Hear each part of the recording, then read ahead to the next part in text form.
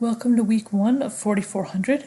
This course specifically focuses on vulnerable populations or potentially vulnerable populations within our overall society. In this first week, I recommend you look at the resources involved in this course. If you are a face-to-face student, you can look through those as well. We will cover some of those in the face-to-face time week 2. For online students, please look through those resources. There's a video links and things like that. They'll give you a little more information. But what you specifically need to submit for this week is you need to go in and select a vulnerable population that you would like to focus on for the span of the next 14 weeks.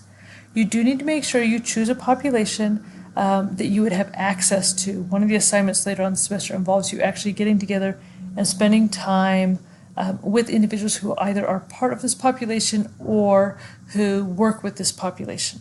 So if you look, there's a very lengthy list of options to choose from, and you're just going to choose one of these bullet points underneath. So you're not going to choose an overall category, but you could choose things such as like human trafficking, refugees, incarcerated elderly, non-English speaking, transgendered individuals, farmers, etc. So you will go through and you will choose a population under there that will become your focus for the next 14 weeks. Once you choose your population, this is a first come, first served basis, so please make sure that you go in, this is a discussion page, and put that right away. Definitely review the page before you claim a population to make sure no one else has claimed it. So you'll put one population that you have selected.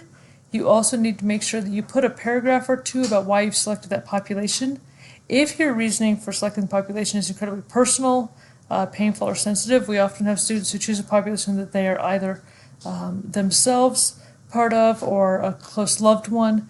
You can email your instructor with some of the information said, but you still need to claim your population in the discussion page.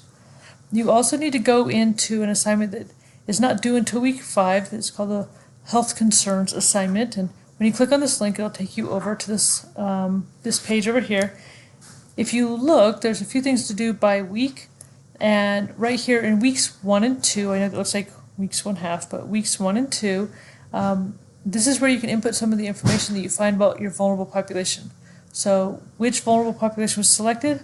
Provide a very brief description, including the history if appropriate, of the population that you've selected, including what makes them vulnerable for increased health disparities, and then you need to give an idea of the size of the population, locally, statewide, nationally, and internationally.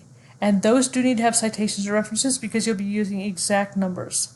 Now, I want you to really quickly compare Utah to either the state or the nation. Utah to the nation as a state.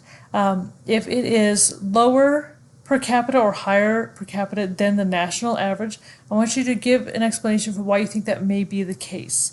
So this is the component that you'd be answering weeks 1 and 2, and that does tie into what you are submitting for your week 1 assignment.